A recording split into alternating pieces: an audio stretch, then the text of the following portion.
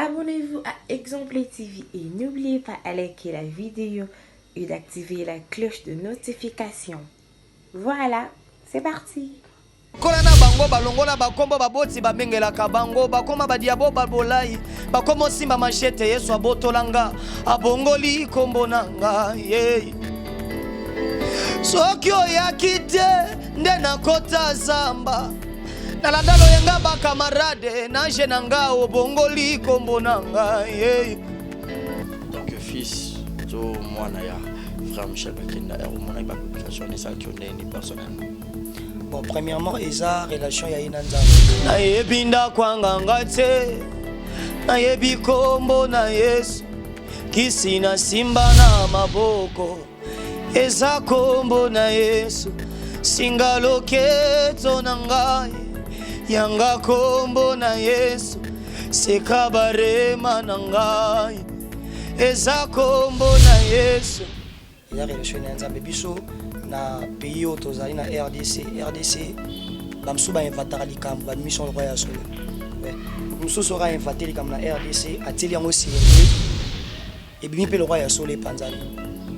Bon, pour moi vraiment makambo wana na lobela ngote na kotango pete nini te oya mutema na banzamba sunga serviteur na pesi makasi Yesu kokwe iselanga babingambe ya minene liboso na bandaki na Yesu deja na nzamba ngayo yo na yebi kombo mosusu te na komini ya kisenso na salela kikaka kombo a Jésus na éviter quel est peut-être le message fort au royaume ça peut de Dieu et les lots sont la vie na o ya kala pour le baki ya kisenso place au collé là na vie na lelo au milieu de l'année ensemble. Bon, mais il y a beaucoup plus de nzambe et puis à chaque fois nazara sija au commissaire nzamba tout moment. Bongo liboso Goliath na belela nani ye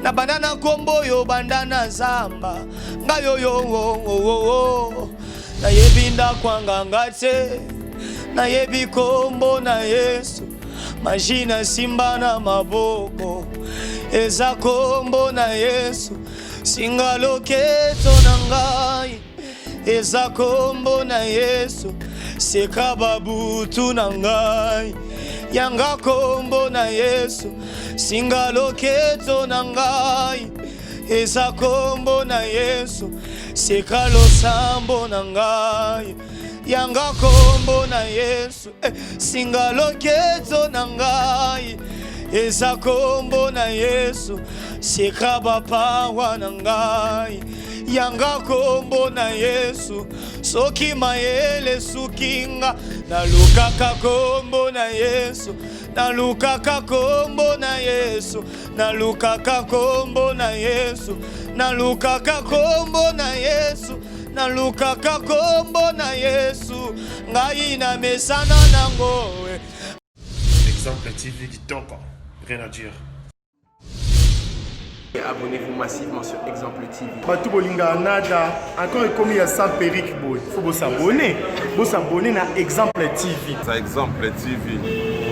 Vous s'abonner belé à la chaîne YouTube. Exemple TV Kitoko, rien à dire. Yaya, ndep toyoka comme exemple à suivre cette fois-ci Exemple TV. Si on voyait exemplaire en autres non, yaya s'abonner. Exemple télévision, c'est vraiment un exemple à suivre. Il n'y a pas de polémique, il n'y a pas de conneries, il n'y a pas de... C'est vraiment... Il y a dans la lignée, il y a dans la nzela.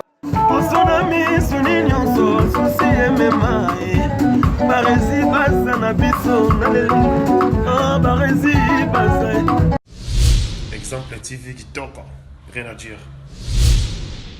Voilà. Yassika Eye, exemple télévision et Boti Barezi Baza TV. Merci beaucoup à tous nos abonnés. Merci beaucoup à Fanatico Bolingangaï. Barezi Baza TV. Donc BB TV. Ils ont rien que pour la production de vos artistes comédiens. Kuna Bouandozo Kakaba film congolais. Monsieur le producteur Mathieu nga Barezi Baza ya bino mopandi sango ya solo na salé bino Barezi Baza TV. Mama, papa, yaya, leki partout dans le monde. Oh c'est plein à savoir faire en angai. Oh lingara musalo na sala rapona bino. kende na YouTube beta Barési Baza TV place bakomi s'abonner en rouge au cliquer qu'atteint au moins la cloche moko ya notification ngonga moko ya mopandi ya s'abonner au cliquer wana fini na toute bon nous ba gag ba télé-réalité ya ba artiste ba vie réelle ya ba artiste ba télé surprise ya ba artiste boando zwa ba film congolais ya ba artiste donc ezaki zéro bêtise mais na préféré na changer comme Barési Baza TV ba te belé ba retourner zéro bêtise na longo la kiango et comme Barési Baza TV mais zéro bêtise ezakuna donc on n'a pas de bêtise zéro bêtise na kata Barési Baza TV pas de bêtises na kata Barési Baza TV bon nous ba film éducatif oh bon notamment papa maman les qui bana na salon tout bon abiso Barési Baza TV bon ça la RT Barési Baza TV bébé TV Barési Baza TV chaîne YouTube na bino bino actualité ba théâtre congolais ba film congolais au Bourgogne zongo en bonne et due forme car à la katia Barési Baza TV abonnez-vous yopo qui sango partagez sango yopo qui sango partagez sango ba tutu ya kati exemple de télévision boki mape mbangu na Barési Baza télévision ba amoureux tu ya théâtre ba tutu botala SB TV ba tutu botala Belleville TV ba tutu botala Naomi Barcelone TV Fanny Massoudi TV ba chaîne tout est diffusé ba théâtre ba Leke TV ba tutu o ba diffusé ba théâtre alors boki mbangu boki s'abonner pe ni ya Barési Baza TV ya sikaye Barési Baza TV l'excellence c'est nous.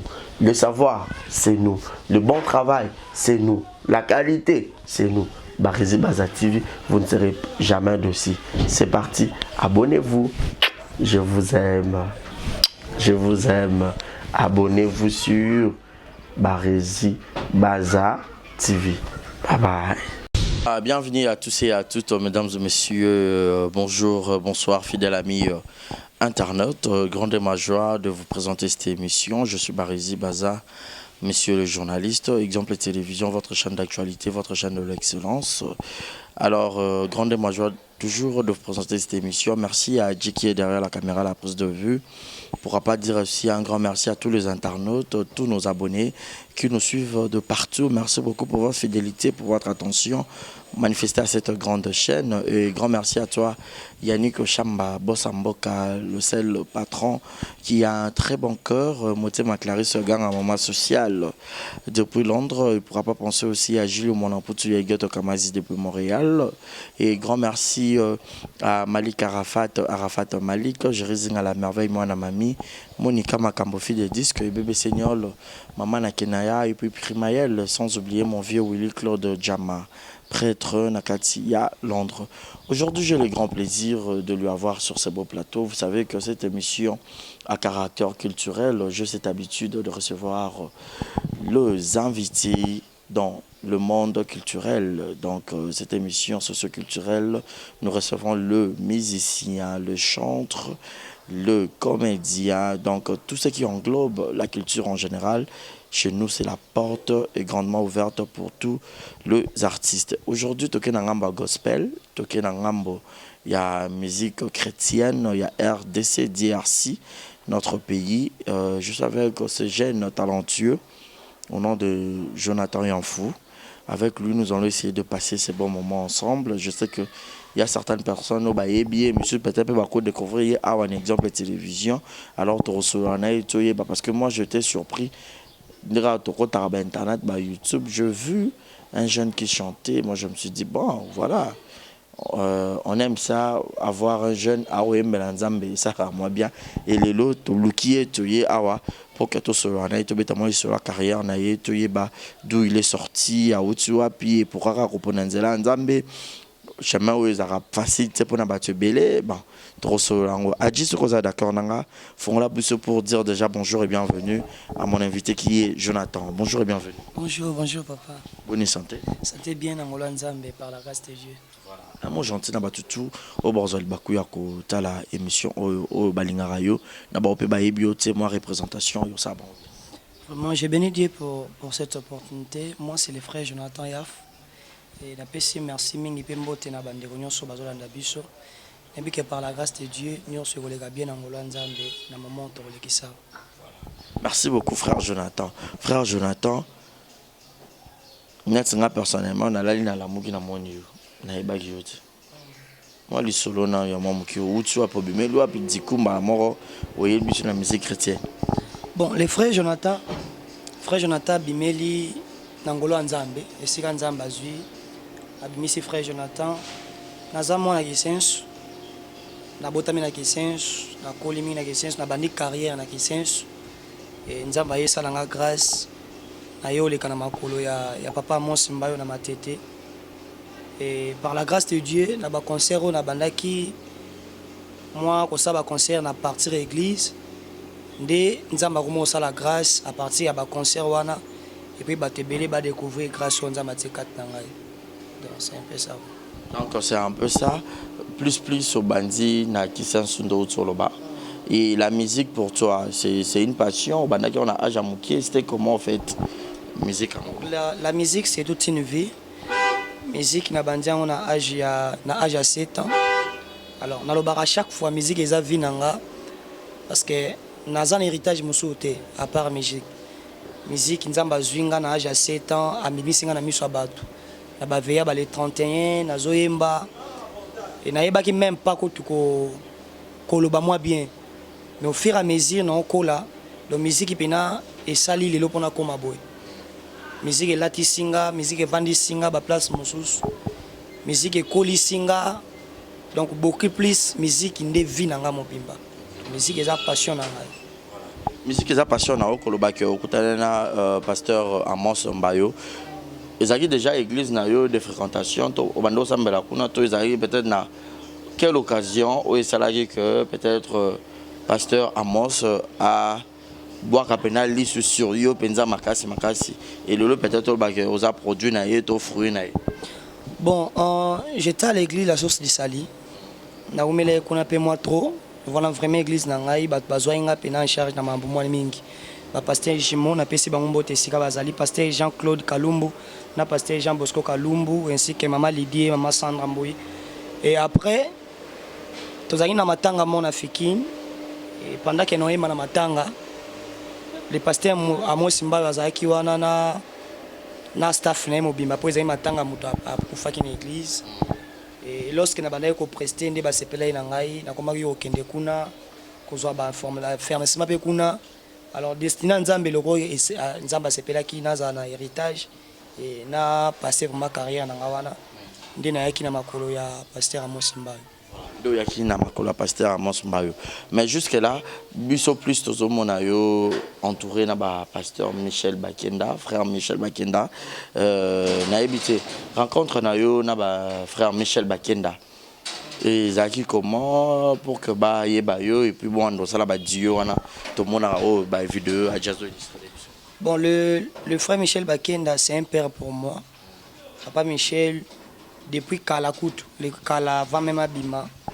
To bandai ozana et moi muke papa Michel et ti pe aye ko bima makasi par la grâce de Dieu aza une grande bénédiction pour la nation abiso. Alors papa Michel na kendara pa na ye moi mingi na ndaku ndina ucholo ba à cause ya ba journée na banosa en église ndé bandai osala na chaîne YouTube na ngai bat botala et puis et matsanga moi muke. On a reçu la nzembo autorité morale, on a inspiration nango et lorsque na tsango na chaîne ndé papa Michel a découvrir sous yango na chaîne et puis benga ngai to sala live vidéo. On est aquí premier pour soit ta première chanson, il y a Yomoko écrit par toi-même et puis chanté, interprété to ezaki nzembo na moko. Bon, inspiration et yaki yangai ngomba. Dieu m'avait donné l'inspiration à la montagne. Et ça, j'ai inspiration. J'ai inspiration à partir il y a Boulé là. Boulé les interprétations déjà. C'est une chanson interprétée, bah te interpréter. Et na grâce à Boulé là, n'étant noyé mba Boulé là, na prière. Comment ta bangomba na mesana nango. Ndé nzama pesa inspiration. Il y a ba katanga ba kamo et tout et tout. Et après, mais avant yango, ils a déjà na nzemo moro wana pesa interprétation yembelaye. Na interpréta qui il wana pena nzembo liboso na bimisa ina ba télévision ba yembelaye la nzembo nani wa interpréta nzembo yemba yembelaye na esengo kolo don interpréta qui yango wana bimisa qui pela louange et adoration louange wana pena nde nabimisaki pena na télévision batutu balandaki et toi na yezo inspiration ya autorité morale nde na ye ko interpréter yango na bulela donc nzamba salenga grâce un peu kozwa ba interprétation ya kala apesinga ba inspiration mususu ya ko ya nango na peuple nzambe donc ezaki par yango nde papa Michel azaki édifié nde abengaki ngai to travailler kina yango. Mais la musique chrétienne n'est pas facile. Et surtout, déjà, la musique en général, c'est pas facile. Et c'est un clip à bien. Et le lot, même la musique chrétienne, et comment un clip faisait la bien, mélodie faisait la kitoko, promotion surtout, production, producteur, pour battre qu'à œuvre, commercialiser. Mais net yo boy, n'habite Pasteur Amos Mbayo, Azana label Mora Sala, ils ont structuré, ou ils ont accueilli, ils ont produit Kuna. Parce que jusque-là, est-ce que vous avez un album Moroto, single Moro sur le marché? Bon, on a un single sur le marché, ils ont yembele, wana autorité morale, ils ont live, betami. Mais, tous les dans le studio, tous les en version originale, on est au longo li interprétation, boulé là, tout ce qui suko, pena yango moro kande zabon.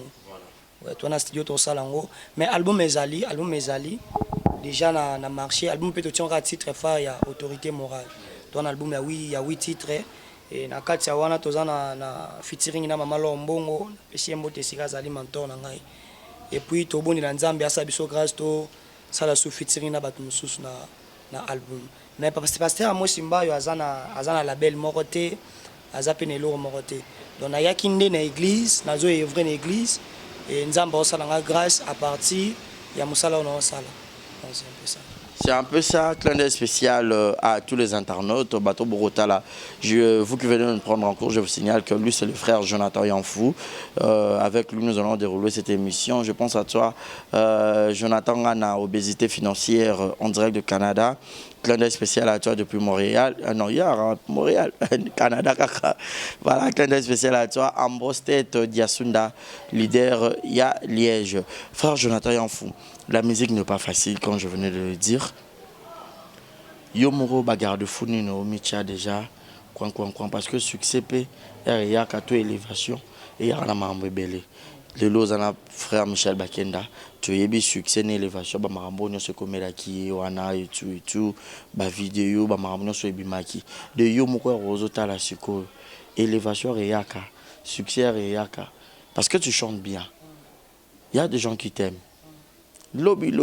Tout le monde a pété, publié, frère Jonathan, il y a un photo, et le roman, oh, diable, Luka, c'est servi, on a pour qu'il ça, un scandale, pour déstabiliser carrière. Bon, le plus grand secret, c'est combat Yesu. Et même même Nanzembo, c'est combat Yesu. Au moni, sur les basiques force, il faut pas qu'il mango. Pour aussi là. Tant que force, na yo, et si que utaka.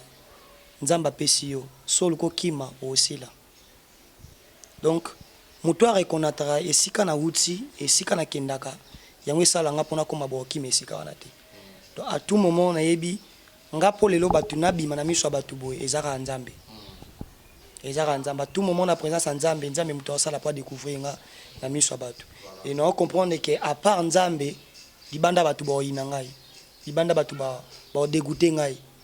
Donc pour consommer bien, faut y être pas à la sika chaque jour. Donc à chaque fois les lots on a la présence en Zambie et lobby kuna na message nango déjà no ya nga te posi nzamba zananga. OK, au fur et à mesure non ça là na o message na Nzambe à chaque fois na o pousse en présence en Zambie. Nzamba ozala ya sika zo renouveler kat nanga. C'est pourquoi à regarder nga na bablo mususu pour que et comme langa été. Tant que fils to moi na ya frère Michel Bakenda, et au moment où il publication, et ça qui on est personnellement. Bon, premièrement, il y a une relation avec Nzambe. Il y a une relation avec Nzambe. Biso, na pays où tu as na RDC, bamsou ba inventer les camps, ba mission royale solo. Bamsou sera inventer les camps na RDC, atelier en sérieux, et bien le royal solo Panzani. Bon, pour moi vraiment, ma camboana. Na lobela ngote na kota ngopete nini te oya mutema na banzamba sunga serviteur na pesi makasi par rapport ya pays tozana par rapport à pays tozana ngo mais tout ça ce qu'on a besoin de yoka ona nous tout le monde pays tonton na biso aza clavériste aroni atanyata misabi pezana mais na habité aux un orchestre et un groupe d'accompagnement to bien on est pour non on appelle ba jeune yé pas à jeune Bon. Jonathan Moussousou appelle Non, là c'est mon petit frère Jonathan Choko. Ok. Bon, c'est un groupe indépendant. Sauta le groupe là presque biso tout aux arabes. Aux arabes jeunes, biso tout ba jeune, na ben instrumentiste na ba chante. Oh. Parce que sauta li banzembo là na YouTube au monde ya biso tout aux arabes. Yo leader na bango jeune. Bango ba jeune. Oui. Ah. Est-ce que on a structure à sika au boyel biso tondeni. Bon Nzambe nde asangisa biso bongo. OK. To força même go ba mikolo ba ya groupe mais ba mikolo ba kima kaka. Ni to comprendre que Nzambe andima to za bongo. Toi ba jima ba 20 ans, 21, 18, 19, 17, 20 ans. 20 ans. Oui. Frère yo za combien? 19. Frère Jonathan on a ya combien? Il y a 14. 14. Qu'est-ce que vous avez dans Neye azana quantité na kata groupe to préparer na. Bon préparer. Oui. Voilà ce que tous a besoin to yoka nzembo oya liboso. Oyo lobi sala que moi ba ça va découvrir wana. Yembela wana est louange. Moi morceau moko et c'est pour ça bana nzambe nyonso o ba kolanda biso partout dans le monde. Merci à vous tous. Vous continuez à s'abonner très massivement donc toza wana pour nous ça y a toujours boulot hein. Voilà frère Jonathan, sur micro. Merci beaucoup. Alléluia Yahweh Yahweh Yahweh Yahweh ya Yesu yo yembela ye na esengo kolo Yesu alongi etumba kumisa ye na esengo chilumba alongi etumba kilo ya nyongwa lisumu na ngai soki Yesu ayaki te lingaki esukelanga wapi mabe nange bandaki ozipama na makila banyama boya Yesu elongoli masumu na ngai yoyo na montagne Olivier ba pharisien ba memaki ngai et pas Yesu na temple j'étais condamné en adultère kobange ezalaki na motema na ngai na yebaki na kobika te na mérité balapide nga na mabanga kasi Yesu akoti likambo na ngai akondane nga te azalaki na posa molimo na ngai ebika va et ne péché plus akamwisi bapense na ngai alongi etumba ngai nayembela Yesu na esengo Yesu Nzambe alongi etumba yembela ye na esengo Alléluia kolo Yesu alongi etumba ay soki Yesu ayaki te na vinanga yoyo elingaki esukelanga wapi nga yoyo asali oyo mokili ekoki osala te andimi okufela ngai ya mobeso soki ezalaki mwasi na bali na mbongo baboma ye mpo na mabe nasali akowanga na ngai yoyo ata lipasa tobimi libumu moko babete bafimbu mpo na masumu na ngai akowanga na ngai yoyo Yesu atali somo ekota nzube te andimi okufela ngai ya mobeso nakanisaki na somo asete akowanga na ngai mandimi okufela ngai ya mobeso ngai nakata makinu na esengo aya panda njila alongi etumba yembela ye na esengo Alléluia kolo Yesu alongi etumba oya kokuta fami na nga na balimite ya vie oleki na identité na ngai olongi etumba yawe badiplome bazalaka na pasi na libota oleki na identité na ngai olongi etumba yawe nazwa chance akobota mwana ministre te kasi bana nazobota bakolonga etumba yawe nazwa chance baboti batonga na gombe te vina ngati na kufa na kolonga etumba yawe nazwa chance akobota mwana PDG te kasi bana nanga bakobala bakolonga etumba Yesu yo nazwa chance akobota matena voyage akabapoto vina ngati na kufa na kolonga etumba. Ah, voilà. Ah oui, nazwa chance ya robota maman na mokondité, mais bana na ngai Marolonga etumba. Vraiment, c'est cette parole, esa parole mon penza, où ils ont touché, puis ils ont édifié peuple de Dieu. Je sais que Moutounion so azana but nae pour que alonga etumba. Frère Jonathan, est-ce que bitumba ou la musique rolonga yango penda tisuka? Na aide ya Saint-Esprit, na aide ya Nzambe, na aide ya Yesu. Natolo belo mona bi secret nanga eza Yesu. Donc na simba ki pe kisi morote par rapport à Yesu, Nzambe dem tabimisi nga po bat musuba découvrir baza la paix béni na grâce na ngai. Donc ya on a uti oloba awa secret ya mutu ya ezaka Yesu. So yiko longa na mama musique ezaka ko tia Yesu liboso. Nyonso tout ezala bien. Modèle na ona musique ya musique chrétienne gospel. Musique chrétienne gospel modèle na ngai c'est Papa Michel Bakenda. Ah oui, c'est Papa Michel Bakenda. Je moni à Papa Michel Bakenda oyo mo za fanatique na. Avant au kutana Papa Michel. Et bandi Papa Michel na va presque nyonso ça c'est pas non. Presque tout. Surtout ba oya kala, surtout ba oya kala. Surtout yo kana no o lo baki boulele la wana o yemba pe wana o yembe biso bon. To émission za na to yo rappel bandi pasteur Michel Bakenda. Voilà, to yo kana wana ça biso bien. Kombo na Yesu. Kombo na Yesu. Kombo na Yesu. Kombo na Yesu. Bakatanga bakamo. Bakamwa molimo.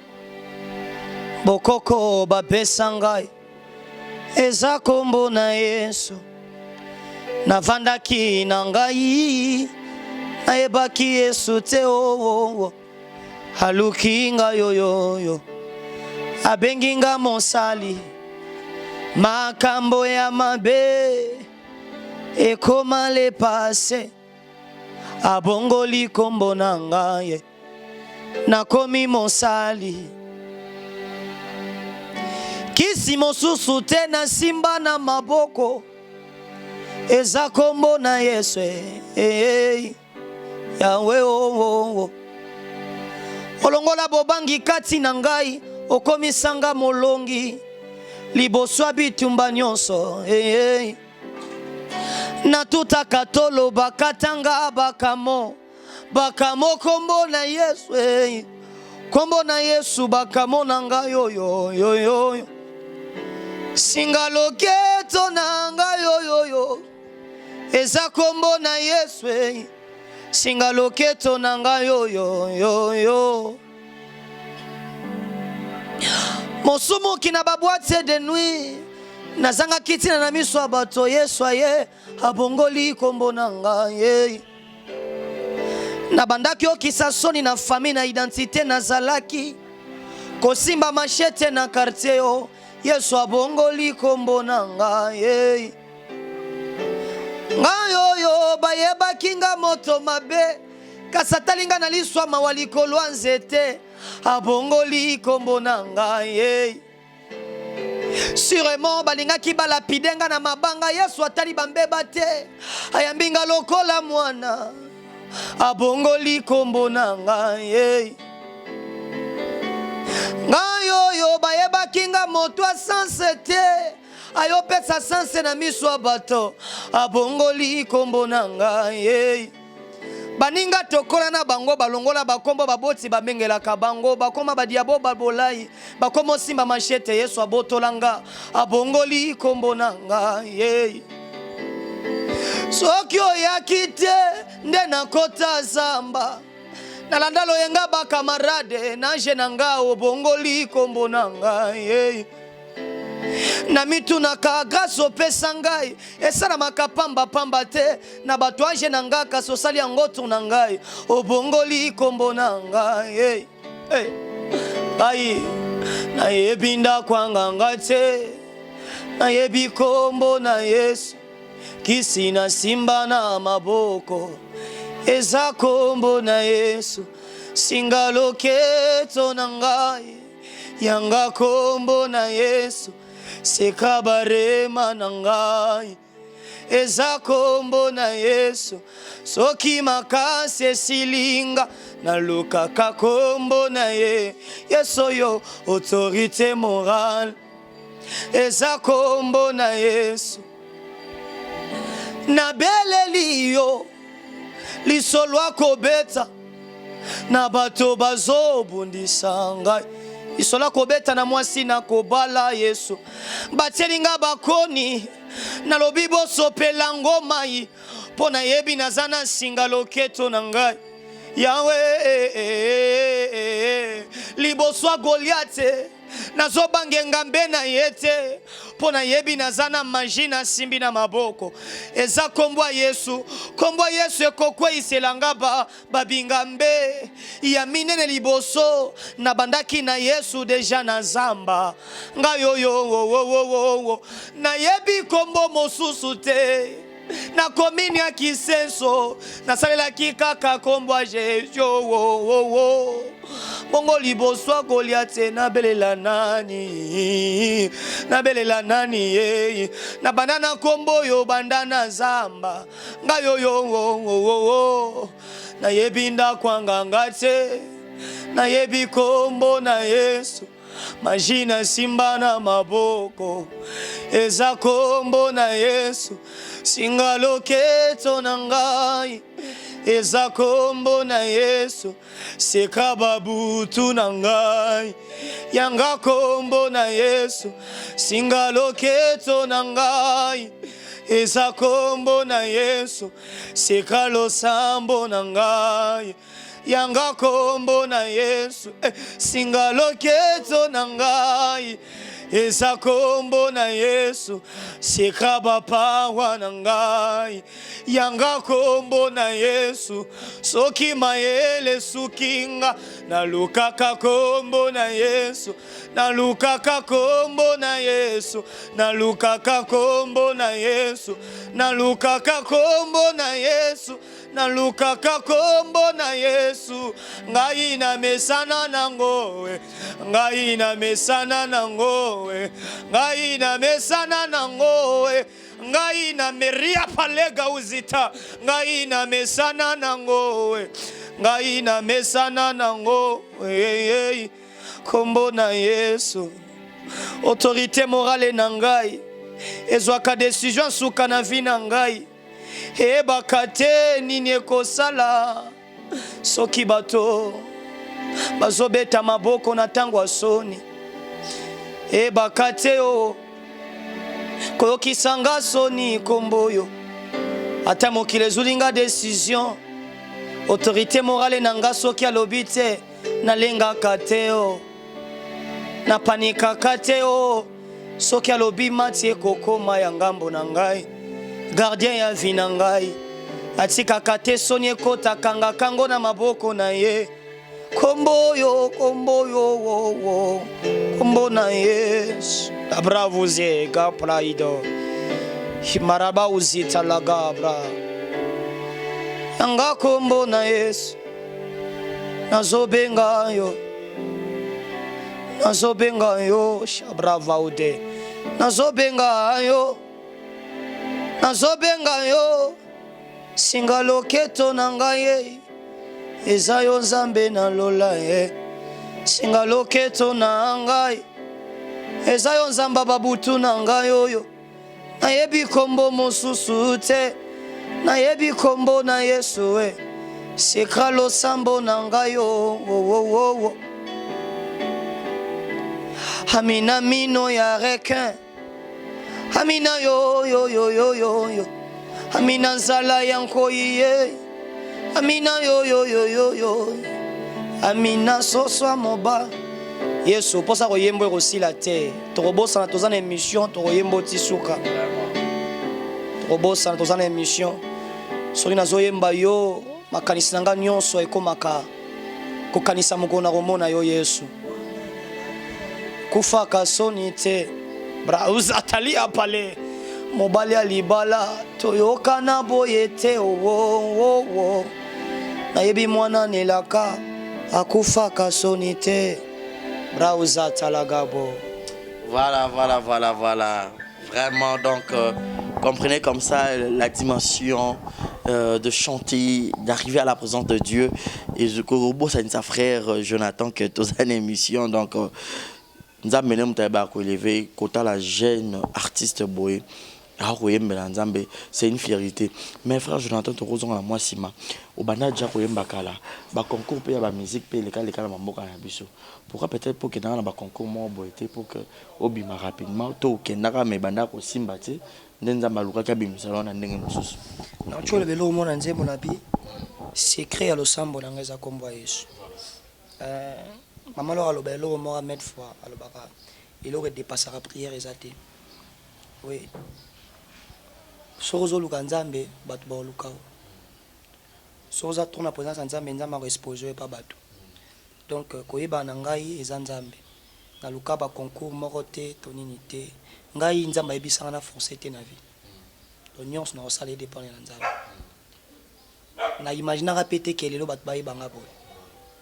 Nazara trop ngai souci na ngai au mona luka na musique eza na luka nzambe po eza la bénéfice pour na batu mususu. Donc c'est-à-dire nazo luka orsion ton maliboso abatu batu pe ba bénéficier nango. Batu ba lo bateka que frère wana zo yemba bien. Mais mutu bon pa lo bana yaki na malade na bika ki ton frère wana zo yemba. Et au fur et à mesure nazo meka mpe ko luka nzambe nzamba salinga lelo na interprétation na sali que batu ba yebanga. Même nzembo autorité morale lelo nde yebani. Nzima ite ko sala maboye. Nzima raté. Et ça un jour nango mbato na 6 choses d'inspiration ton na kiti ndo préparer concert na maman lors en église na kiti na pesi yango équipe nanga jour na yako pesa ngo na répétition mobimba bato mo parler langue bato mo prier jour na na nzembo et comment même nzembo na biso ba retraite to penser peut-être que to yemba ngo boy comment nzembo ba retraite et en plein concert tant to yemba ezai même pas na ezai pe prévité na banzembo to ouais en plein concert tant to yemba directement pour y ton moyen bango ezaki tellement katasal et atmosphère ezaki tellement makasi nde ya nanga église ebisanga lobi Jonathan Nzembo yo soroti ki ngo boye bat mususu ba ozwango profiter ça ngo ata live mon na kati église to na chaîne yo nzambe mo ebilengo ni no sala bazali mpe na baduti ebele et na ba frère moko na pesi bango mbote sika bazali frère Caleb et frère Ige Mukunzi ba fortifier nga vraiment na frère Chris ebisinga non il faut ko salango azana ba doute et tant to yesalango to salango ko to même na to yiba ikutu taya bata pasteur wa sala émission mais to yibita na débit ka poto to salango mbangu eleka to sala yango mbangu to zwaki kutu même ba prise bien te to ranger encore likolo to tona chaîne na ngai puis na yeto na chaîne après 2 semaines ayo résultat na ngo ezangi na impact ya makasi ndé na okumisa nzambe parce que nzembo autorité morale bate belé bo bénéficier nango il bate belé bo bika bona nzambe nango ndeko mo nani grande sœur na ngai azana na Belgique Beni Mazo ana pesi mbote sikaza ayebisa ngai ayebisa ngai jour moko bato ba ozwa nzembo no ba otana ba chaîne mususu Jonathan ba lelo mbongo boye na bisie ngai est importante nga ko no sepela ndi batia na ba chaîne pour eyebikisa bato mususu mususu arataki na chaîne nga mutu mususu abatia na chaîne na ye abiki bola mwanzambe bibelo biso yi mutu moko abongoli mutema to abiki bola mwanzambe za fit na lola so ceux comme plusieurs personnes peut-être mutu mususu aza païen na ko cliquer ka ko tala nzembo nanga et salier grâce pour que abongola mutema sikoyo na place nazwa mbongo bato na batie to na place nzamba zo lokumu mala nzamba zo lokumu pour nzambe ndi mutu osala pour que makambo nyonso ezala bien na ngula nzambe. Voilà, mais yo moko mona ba retomber nango déjà depuis nzembo koti, est-ce que yo moko moi ba coup de fil ezoya que il y a des gens qui sont guéris ba mona ben. Oui, ezoya trop na koloba na journée ata moko ezanga te. Chaque jour numéro inconnu ko koma surtout di banda mboka batebele mo msuna zaina koma lorsque bataki nzembo na yo na banando bela lorsque bataki nzembo na yo donc eza un peu na ba impact ebele yango ndezaki prière na ngai et puis nazobondela nzambe ke nzembo ngo esila boité et continue toujours ko bigisa ba bele et continue toujours ko sala bolam il y a des fois vanda au moins même mutatindeli yo vidéo ebiete ki azali na hôpital azali na cama grave lorsque banda yo nzembo ane koma ki prière na ya tout moment et nzamba sali grâce à se rétablir le zangolo nzambe ne mutu et au sala pour que nyonso ezala bien nangola lelo bato bele bakoma basinga baloketo ya bafamille ya banganga ya bakisi et tout consort mais yo inspiration na singa loketo secret ba power donc on go lakisa bato ke nzambe ndaza au-dessus de tout. La Bible dit dans 1 Jean 4,4, celui qui est en nous est plus fort que celui qui est dans le monde. Il faut qu'on découvre nzambe na temps tozali. Ce qui nganga sala ba kambo. Ce qui nganga pesa mutuka, il y a biso nzambe pesa plus que koleka. La Bible dit il a reçu les noms au-dessus de tout. Tant va au-dessus de tout non, c'est-à-dire na banganga bazana kati. Na basinga ya loketo ezana kati. Parce que nzambe azui kombo koleka ngo. Et Bible précise le but tout genou fléchira devant Dieu. C'est-à-dire na yo lobake même code ya libota na ngai. Eza na effet ko leka nzambe. C'est pourquoi on a utilisé comme mon abi code ya na sima na maboko eza Yesu. Na yebi ndako ngate na yebi kombo ya Yesu. Kombo ya Yesu bato o nzambe atombola bazali. La plupart bato mususu lelo soko yebani kaka mususu asimbikisa mais babosani ke nzambe apesaka plus que ici pesa makasi na ba musiciens chrétiens surtout yo to bande jeunes besoin obler d'abord mon remati bon mora pour ba yo simso. La Bible dit fais de l'Éternel, Éternel te bénira. Œuvre nzambe nde epambolaka na bato ba osala ngona bosolo. Il est écrit les vrais adorateurs adoreront le Père en esprit et en vérité. Alors il y a beaucoup des adorateurs bon on a bien beaucoup d'adorateurs parce que ba musicien nde ba komi belé na place d'adorateur. Alors ba musicien belé ba oluka intérêt na bango na bima batu ba yebanga no ke intérêt nzambe. On appelle na suka pa tengami. Na suka pa tengami. Bandi na nzambe bo na suka succès makala boto mon frère Jonathan comme kuno zaiko donné. Moto az adorateur, moto az adorateur, peu importe citation, peu importe si ça ya nango. Toujours abando comprendre que na ça non tenons na comité. Au moni moto a remarqué que si na komi et si na komi a osasu temps au lukasu nzambe beaucoup plus petit. Mais moto amona que non na comité. Le niveau naza non te fona comme na niveau mususu à chaque fois abando baksa dose ya ba sacrifice. Lelo po batu baye banzemo na ngai ba mabona ko mona ngambo. C'est-à-dire et comment bakselo mon esprit nanga fona baksa vie de prière makasi ko leka on azalaki. Parce que batebele ba komo ko kozala édifier na nzemo nanga. Donc secret ya mutuya ezaka komba Yesu. Donc mutu apesa ka vie koleka vie nyonso ezaka komba Yesu. Mutu asala ka bolamu koleka nyonso ezaka komba Yesu. Mutu amemaka bato liboso bazala puissant na mokezaka komba Yesu. La Bible dit votre Dieu ordonne que vous soyez puissant. Donc Nzambe a ordonné biso za puissant. Pourquoi to ke lukaso banganga?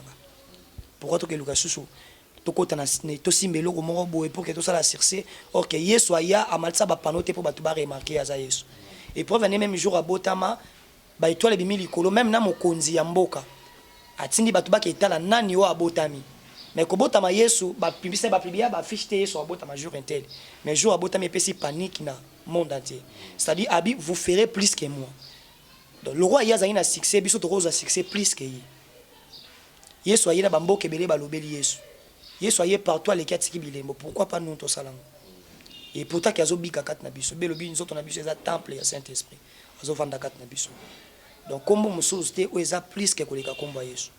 Donc na nyonso eko komela biso kombo Yesu epesa solution na nyonso. Donc muto pa rotala o peut-être robela les plus grands problèmes est à la foi. Nous sommes sa prière na kat na amoni moi 2 jours résulté était est-ce que nzamba yoka kitonza mayoka kité. OK prière nyonso belobi aza derrière maloba basal na ye pour que accomplir ngo. Et ba prière nyonso ya ba juste nzamba sala nini ayoka tant que oza juste et tant obondeli na foi oui bien que nzambe sabiki singai ya yo c'est sous problème te problème comme kaka résultat nzambe tant si nzambe problème ya malade na ngai malade ici la sikoyo après des jours au monde absolution yo ça sous problème te pour yo obik sanzo tonote muto obik son nzambe donc secret ya bien pour vie na yo ezala bien ezala stable na mamutu e komela yo eza kombo Yesu donc nazo panza nouvelle malamu na bisa mutu to azolanda ngai nzimela kombo Yesu et puis ko nzimela ngo te na mbebo mais nzima ngo na mutema. Donc à chaque fois vous senga Yesu senga ngona foi tout ce que vous avez demandé à mon nom crois déjà que vous réussir en haut. Donc à chaque fois oyo obando bondi la kombo nzambe bando senga kombo Yesu premièrement tia foi liboso na ona no monité et puis résultat ya guérison et nzambe nem taper ça résultat. Voilà, et nzambe nem taper ça résultat. Je sais que cette émission va édifier le peuple de Dieu. Donc il a monsieur Malem a rechuté déjà. Alors grand merci à vous tous. Donc c'est créé à réussite, il y a exemple de télévision, c'est créé à réussite, il y a Barezi Baza, c'est créé, il y a ba vu na biso na YouTube na différentes émissions na biso ezara kombo ya Yesu, c'est créé ba power eza puissance ça. Ba power wana penda donc secret na ngagnon so ya nzambe wana poto ebi ko buka moi ma genou et puis parce que mokile comme mambo belé alors so roza nzambe kangama na ye s'opposer à un signal que ta famille, ton code à famille, quand on a un code à bino, mais biso toi on a code à Yesu et ça biso bien. Mais en parlant de maman là, bon autobi qui boit un featuring.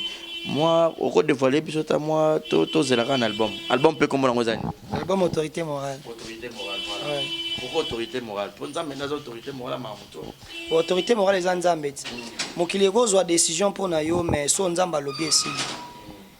Yanga nazana na mafuso batu baoloba. Poso na yo kino Nzamba lobi te a ekokisama te. Donc décision Nzambe ni décision finale. Voilà. Il y a une autorité morale. Autorité morale, ils en ont combien de titres et puis ils ont déjà Autorité morale, et ils en ont 8 titres. Voilà. Oui, ils en ont 8 titres. Et puis ils ont déjà quand finition déjà dans le studio évolution. Déjà évolution qui est bien. Déjà tout ça na live monte ça qui fait ton culte, il y a 8 titres. Alors ça va dire mon surtout tient un album. C'est pourquoi fait ton culte représenter 4 titres et calamité na chaîne YouTube d'Angai. Après album to bando boire kanzembo moko surtout si moto si ba clip parce que tout ça vraiment na ba soutien té. Tozo bundaraka surtout si clip moko to bando boire moko jusqu'à ce que et aussi là. Voilà. Est-ce que tu vois mon couleur il y a ce qui va donner comme l'album nam comme un morceau hein, et ça abuse bien. Voilà, mais un peu du maman alors aussi, je sais pas pour Naoka Kyopé osa plus la maman alors banze mon on dirait différent. Tellement quand ndemo banzemo tozo ça ne featuring ezara beaucoup plus banzemo naé to mélanger kaka. Oh ah bon. Ay na kombo na ngai yende Nzambe na bomoi esengo kati ya motema na ngai makambo asali eleki minene ekamwisi ngai ebimisi nga banzembo na prévoye te ayebaki nga na kombwa milelo na nzoto Yesu asutukisi nga na bolamu na ye o akamwisi ngai po ye ayebaki nga yango na moninga nanga ya tango nyonso seyo Yesu Nzambe awanga nakanga te atanga ina zangi bapota ya motema nanga yo kausi yango Yesu nazalaki kati na pasi yo tikaki ngate nakoki ozwa likambo na feni na biso bato akate bakopangusa mai ya miso pota motema bakokausa te kasi Nzambe oyo nazoyemba ayakopangusa mai ya miso akota kati na motema kausi pota soki nazoyemba lelo sepona mobali oyo alangwisanga Yesu Masiya nalingi etika na yembela ye nalingi etika na kumisa ye yende makasi ya basantu yende bolingwa motema yende asirista Estere yende Boaze yarite yende Samuele ya Ana yende Isake ya Sara yende makasi ya basantu ngana sala nini posepela na ngai ngana lingi yo lisungi na ngai eko uta na yo ngana lingi yo nafuta kyo montanini watikanga na pema ngana kolemba te koluka Yesu na vi babongili boso na ngai yango te limite nga vi ngana kolemba te koluka Yesu na vie baboti liboso na ngai babuki mbetwa maternité te nga na kolemba te koluka Yesu na vie babali liboso na ngai babali mobali ya vinanga te nga na kolemba te koluka Yesu na vie batongi bapango na bagombe basilisi komisio nzambe te nga na kolemba te koluka Yesu na vie babeti badeve ba voyager yango te limité destiné nga na kolemba te koluka Yesu na vie babongi liboso na ngai yango te limité nga vie nga na kolemba te koluka Yesu na vie ngai nalingi ye zamboyo nga nalingi ye na motema na ngai ekumisa yo akende wapi soki na yote tango motema ekoma kasuka yondo pesa kangai eyano atana pasi na kowanga na yote pojo bazalaki na pasi sima nango multipliaki esengo tango pasi ebetaka motema na ngai oyaka opesa kesengo atana moni seleza molili nakobanga molili ya nzela ateze bale nzambo pasoleke bale ata même posa mai ekomi na zamba tozeba te toluka pompi wapi tolukela mai wapi moza na régie des eaux na yo akobimisa forme nango ata na libanga nzambe nini boye même si makambo ekomi difficile pour na vie na ngai komba Yesu ekoma bicarbonate elembisaka makambo na ngai eza komba Yesu Rava udeka idablos etelega. Alléluia. Voilà, merci. Là, c'était du Mamalor, Mamalor Mbongo. Donc, vraiment, Ramikolo, non, c'est pas l'un Mamalor, Wana, il y a l'album Ma robe de gloire. C'est quoi le titre? Namona Kembo. C'est bien, Wana. Atakati na bitumba namona bolingo na yo. Zipa mis, on a vraiment les chansons préférées nangai. J'espère qu'il y a beaucoup de la maman alors au EBCA. Les apprenants mon aro préféré. Frère Jonathan, tout le monde pratiquement dans ce cas. N'a évité quel est peut-être le message fort au roi, sa peuple de Dieu. Et les lots sont à la vie na ya kala. Au baki ya qui sens place au collé là, na vie na les lots au milieu de l'année en soi. Bon, on il beaucoup plus si voilà manzambe. Et puis à chaque fois, nazara sujet au commissaire nzamba à tout moment. Et yanga ba sujet nyonso na présence nzambe, sujet moroteza et l'équipe web nzamba zamalam. Elle veut dire la matation, la bonté de l'Éternel ne sont pas épuisés, donc ils se renouvellent à tout moment. Donc ce rôle la bonté nzambe se renouvelle qui n'a pas grand, les autres se renouveler pe pour nanga lelo na commis sujet peut-être fierté ya kisensu nangola nzambe o nzamba salingai. Donc à tout moment na mona bola nzambe na bisa nzambe rien que merci. Rien que merci. Tu as 20 ans d'âge aujourd'hui. Tu es encore trop jeune. Yo mon koto peut ça combien de temps de carrière? Parce que yo bandi carrière biso tout le monde. Donc ok nenango pe okende. Tu peux ça combien de temps éternellement? Bon carrière nzambe mutayebi fait nango. Quand ndé pa yeba ki début nango, ndé pa yebi fait nango. Parce que ngana yeba début nango te na surtout ka ka buna bandi carrière. Donc nzambe mutayebi fait nango ndeni yosuke. Merci beaucoup. Un message fort, un peuple de Dieu au Barzal Bakwa, au tal émission. Mais sinon, déjà, tu es quantième de la famille? Deuxième de la famille.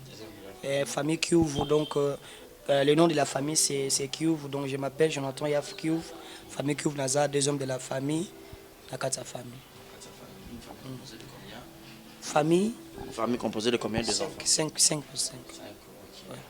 Voilà, frère Jonathan, un mot par rapport, ou soit un message par rapport à Bananza Mignon sur Barzal Bakwa, au l'émission, pour que tu clôtures la mission. Mon grand message, il y a Bananza Meza Kombo Yesu, et beaucoup plus, le plus grand secret dans mon kilipo, mon toit réussir, tout le babia, tout ce continent Koloba, et ça Kombo Yesu, c'est-à-dire, mon soit Koloba Nazaradiana Yesu.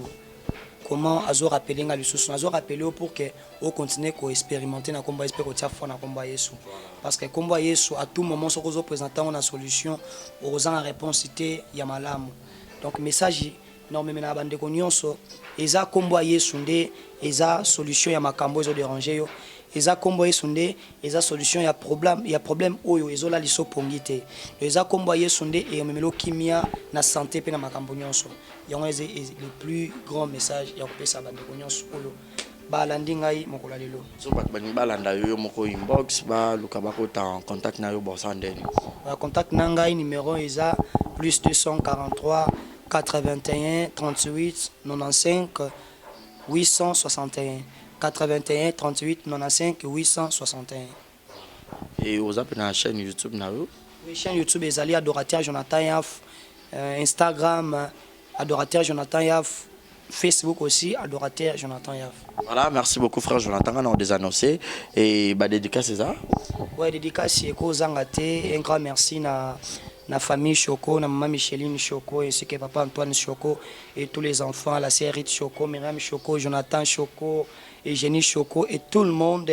Donc na Pessimbote, grand merci na mon pasteur à mon Simbayo et un grand merci na grand mentor nanga à tout moment, chaque moment et conseiller mon roi bien, maman Lombongo.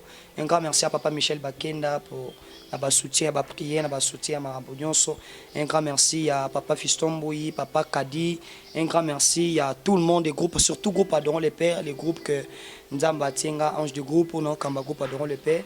Donc un grand merci à Bandeko Nyonso, tout au travailler ensemble. Un grand merci, il y a Dizzy Color, donc tout le monde, Patrick Mangassa, tout le monde, baza tellement ils sont nombreux, donc nayo natangi te na pesi merci beaucoup plus na bato nyonso ba yebinga ba oyo balanda kanga. Un grand merci na maman Karine Mwadi, un grand merci na maman Laetitia, un grand merci na sœur Beni Mazoa, donc baza tellement belé. Voilà, baza tellement belé. Grand merci à toi d'avoir accepté puis répondu à cette invitation. Alors tout est bien qui finit bien, ça n'est fini pour aujourd'hui, fidèle ami internaute. C'était là le frère Jonathan Yanfou, de l'autre qui n'a pas un gospel pour que tout ce la penza, tout ce la Bible, tout ce la penza, moi message en Zambéro ça la bien parce que nous tous nous vivons la grâce de Dieu, on est jeunes et toujours expérimenter le Boko Yanzambe. Pourquoi ne pas soutenir nos jeunes frères par rapport à la promotion, par rapport à l'album?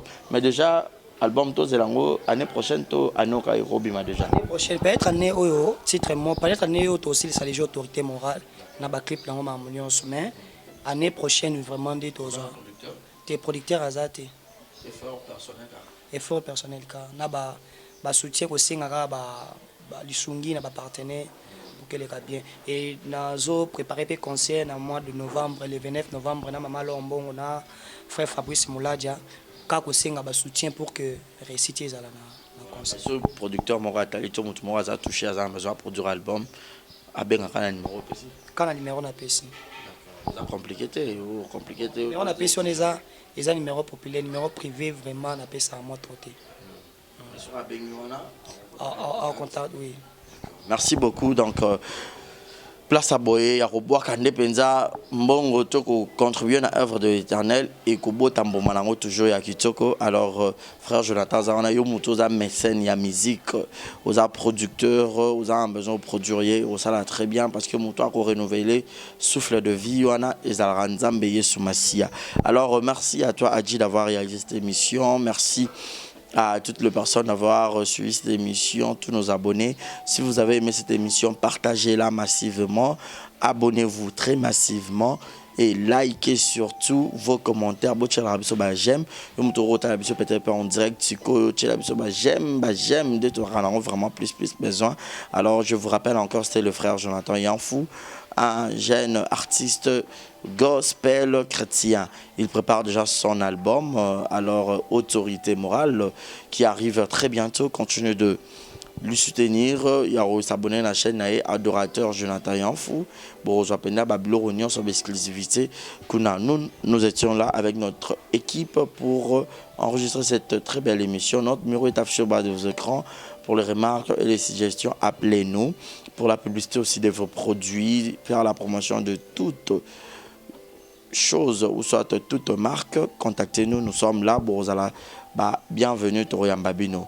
Merci à Julio Monamputu, Yaïgeto Kamazi depuis Montréal. Merci à Yannick Chamba.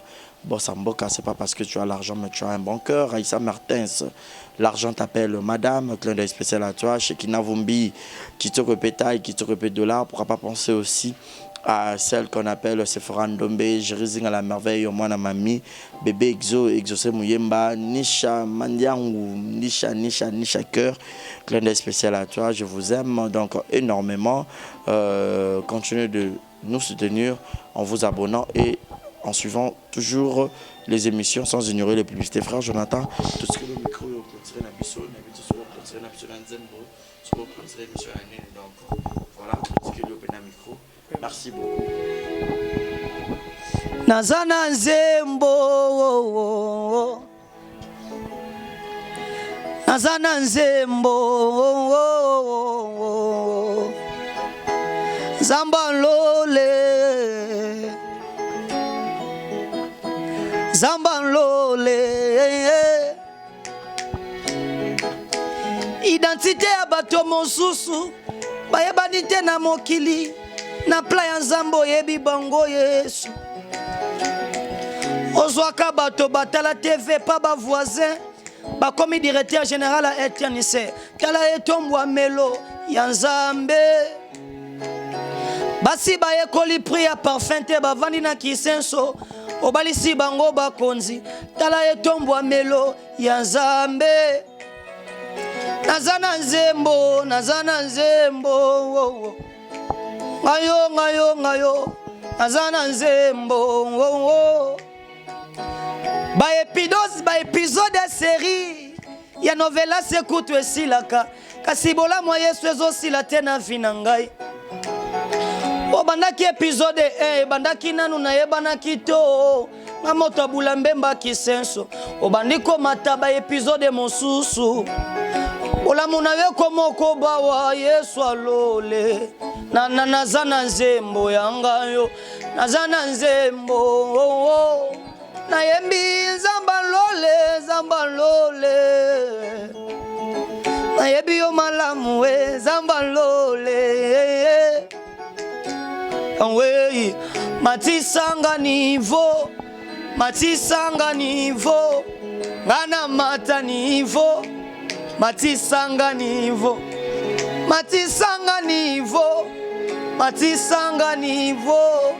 ngana mata nivo, matisanga ni. Merci, que le Seigneur vous bénisse. Beauté, Oeza Brand Cosmetic UK, Oeza produit en Doto et l'on a rabatache. Sopilini koza na tema ko ya bien ya propre oiza prona ya kosala oyo eza pola maboko pour la batache ya makolope ba genou et ba coude oiza oil et kendaka na produit en tout donc ce que vous intéressé au continue de ce message na WhatsApp. Voilà, bonjour, bonsoir. Batunion sur place Bogota la Bisso, Mbote Nabino. Partout dans le monde, non seulement la communauté congolaise, mais les Ivoiriens, le Gabonais, le Français, partout où vous suivez exemple de télévision, Barizi Baza, monsieur le journaliste Nabino Yeyo. Alors, je suis venu vers vous pour vous annoncer que désormais, Barizi Baza, exemple de télévision, tout ça, les fondations Barizi Baza. Fondation Barizi Baza, Eza wana pona ko aider, pona ko sunga. Bato nyonso bazana ba problème bao nyonso bazana ba problème ezala ba problème mo ko toucher peut-être social bazanga ya kolia bazanga ya komela nzamba tout nsi motema nanga ya mukie oyo to kubanda kozo to banda ko kabola yango na ba orphelin na ba na bitike na ba parents oyo ba comme déjà na ba âge avancé o beta batika bango na ba veuve en fait ba vieillard ba veuve et tout to banda kabola na bango yo muto kozala toucher o banda kotala biso. Vous avez besoin de contribuer à pas 100 fois parce que la Bible nous dit c'est lui qui donne aux pauvres prêtre à Dieu. Alors sur un yo dev sanzambe bon mengona o yo zora to moi muki o yo zora kabula ngona bango alors to bando que rememela ya bango parce que ah exemple télévision les appenda exemple donc to zawana pour na ONG na biso auto lancer yango accompagné avec Yannick Chamba qui est mon sponsor, qui est mon boss. Il a touché dans les camarades Barési.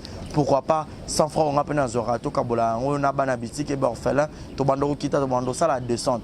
Alors numéro na biso za affiché wana yom tozo ta la biso, ozana lamba, ozana carton bando tinda ba père ba chaussures ya bana ya ba âge nyonso osangisi kaka to bando memela bango et pas na biso za en toute sincérité. Tout ça liango te pona ko liambongo to pona ko sala nini, mais c'est une question de conviction, une question ya Motema donc nous tous a touché accompagné de Yannick Chambawa avec que Barési Bazana contribué à la vision pour que tout aider ba orphelin. Donc mututo kota la biso dans besoin ou aider ba orphelin ko hésiter te benga biso adresse à kitoko yango yo exemple télévision. Merci Fondation Yabino Yangoana, merci beaucoup. Voilà. Yassika Eye, exemple télévision et Boti Barési Baza TV. Merci beaucoup à tous nos abonnés. Merci beaucoup à Fanatiko Bolingangaï. Barési Baza TV. Donc BB TV. Et ça rien que pour la production de vos artistes comédiens. Kuna Bouandozo Kakaba film congolais. Monsieur le producteur Mathieu nga Barési Baza ya bino mopandi sango ya solo na salé bino Barési Baza TV. Mama, papa, yaya, leki partout dans le monde. Oh c'est plein na savoir faire na ngai. Oh lingara musalo na sala rapona bino. Kende na YouTube, beta Barési Baza TV. Place par comme s'abonner en rouge au cliquer qu'atteint au moins la cloche moko ya notification ngonga moko ya mopandi ya s'abonner. Au cliquer on finit na toutes. Bon nous on va gag. Ba télé-réalité, il y a l'artiste. Ba vie réelle, il y a l'artiste. Ba télé-surprise, il y a l'artiste. Boandozoa. Ba film congolais, il y a l'artiste. Donc, ils ont zéro bêtise, mais la préférée n'a changé comme à Barési Baza TV. Ba te belé, ba retourne à zéro bêtise dans le rôle là qui yango. Et comme Barési Baza TV, mais zéro bêtise exactement. Donc, on n'a pas de bêtise. Zéro bêtise n'a qu'à Barési Baza TV. Pas de bêtises dans la Barési Baza TV. Bon, nous avons un film éducatif. Oh, bon, nous avons papa, maman, les qui banent dans le salon. Tout bon, oh. Barési Baza TV. Bon, ça n'a rien raté. Barési Baza TV, bébé TV. Barési Baza TV, chaîne YouTube, nous avons l'actualité, le théâtre congolais, le film congolais. Oh, bon, nous avons en bonne et difforme, car à la Katia. Barési Baza TV, abonnez-vous. Yopoyo qui sango, partagez sango. Yopoyo qui sango, partagez sango. Bah tout y a quatre exemples de télévision, boki m'appelle Mbangu na Barési Baza télévision. Bah amoureux tu y a théâtre, bah tout botala SB TV, bah tout botala Belleville TV, bah tout botala Naomi Barcelone TV, Fanny Massoudi TV, bah chaîne tout est diffusé à théâtre, bah Leke TV, bah tout on va diffuser à théâtre. Alors, boki mambang boki s'abonner pe ni a Barési Baza TV, Yassika Eye, Barési Baza TV, l'excellence c'est nous, le savoir c'est nous, le bon travail c'est nous, la qualité c'est nous. Barési Baza TV, vous ne serez jamais dessus. C'est parti, abonnez-vous, je vous aime, abonnez-vous sur Barési Baza TV. Bye bye. Exemple TV du Tonko, rien à dire. Et abonnez-vous massivement sur Exemple TV. Batou bolinga nada, encore comme il y a 100 périques, il faut vous s'abonner. Vous s'abonner à Exemple TV. Ça Exemple TV. Vous s'abonner belé à la chaîne YouTube. Exemple TV du Tonko, rien à dire. Yaya,